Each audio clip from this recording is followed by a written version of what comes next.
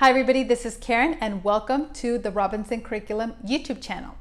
In this video, we're going to start a series called How to Switch to the Robinson Curriculum from, and then we're going to talk about a variety of different homeschooling styles. Like the title in this video says, first we're going to start with unschooling.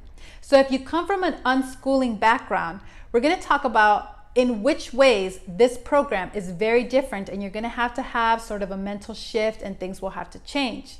However, I will also encourage you with some things that still kind of have an unschooling or child-led feeling. And at the end of this video, I will give you some tips that will hopefully help you transition smoothly to this program.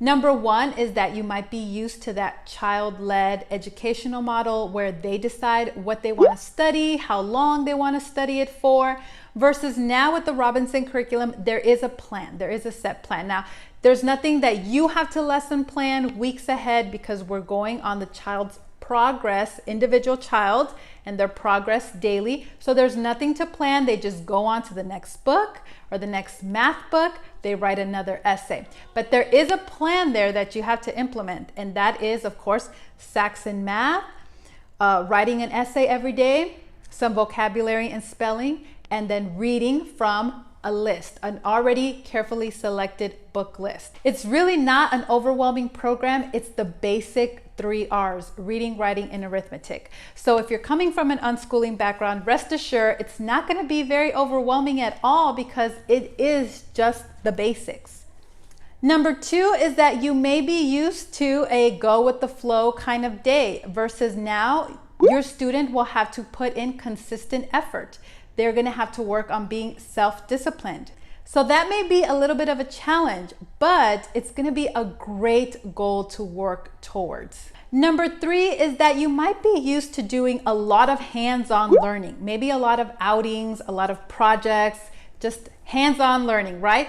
Versus now they're going to be switching over to more of a living books and textbook style learning. And so that may make you a little bit sad, or that may also be a big relief to you, not having to constantly keep coming up with fun, creative, engaging ways to educate your child. So if that does make you a little bit sad because you really enjoyed that aspect of homeschooling, well, just know that after they complete their 3 R's, reading, writing, and arithmetic, you still have plenty of time to tackle on whatever other subjects you want to, in whatever way you want to. You're still going to have plenty of time for that if you want to do it. All right, so now let's talk about in what ways it can be a little bit similar to unschooling or have that unschooling spirit, that child-led spirit. Number 1, and this is up to the parents, of course, is that they can start and end their day whenever they want, as long as the work is completed, the math lesson, the daily essay, and the reading assigned for that day.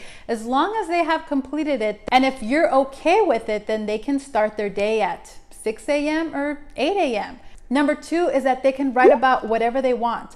The writing assignments are not constricted in any way. There is no formal writing plan. There's no assignments. It's just have the child write an essay every day. Now, if this sounds intimidating to you, I have videos that I will link in the description below to walk you through that process. Perhaps you start with copy work and then paragraphs and then transition to a full essay. As long as they're writing, they can write about whatever they want. They could do a creative short story or poetry or persuasive paper. So in that way, it's very child-led on what they want to write about. Number 4 is that the vocabulary also doesn't have a formal method of instruction.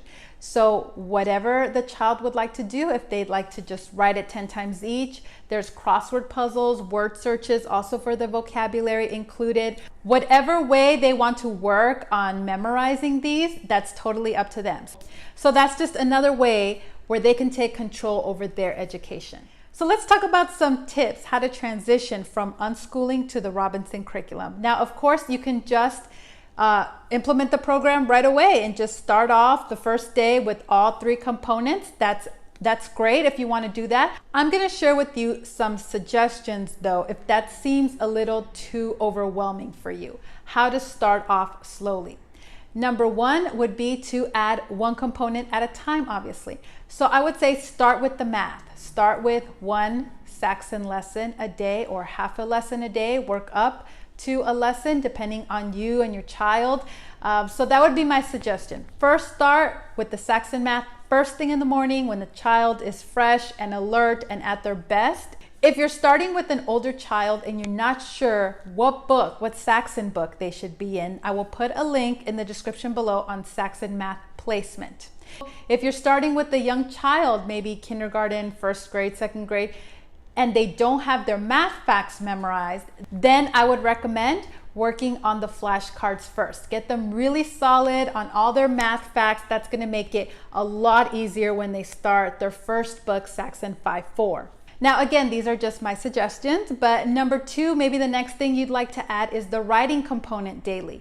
And maybe just start them off with letters if there's some resistance to this, right? Letters or grocery lists, whatever they want to write, let them write.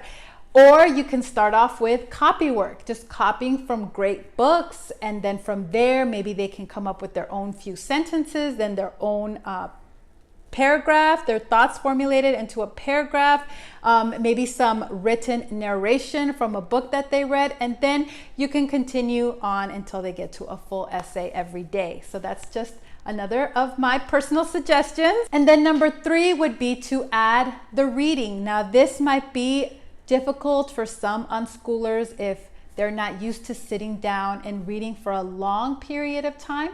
So what you might want to try to do is get a timer and just set it for maybe on the first day 15 minutes, and then every week add on to that timer 5-10 minutes until you get to an hour, or some people like to do 10 minutes per year of the child's life until they max out at 12 for 120 minutes. This is again up to you, but I do like that idea of starting out slow, maybe 5, 10, 15 minutes, and each week just adding a little bit more to that timer. This will help them to get used to sitting and reading for longer periods of time. It also helps if they see you, if you can, sit with them and also read your own book while they're reading. I find that that really helps. And then that's it. You just add vocabulary, maybe depending on the age, add the Professor K's grammar and spelling. And again, this is different for different families. Maybe they do one grammar lesson a week, or they go through it once the child hits a certain age. Maybe they read it on their own. Again, this is all very flexible. It's all up to you. Okay, everybody, thank you for watching. If you have any questions, please leave them in the comments below. And don't forget to check out the description with lots of information that we discussed in this video. Thank you so much for watching. Don't forget to subscribe. Bye.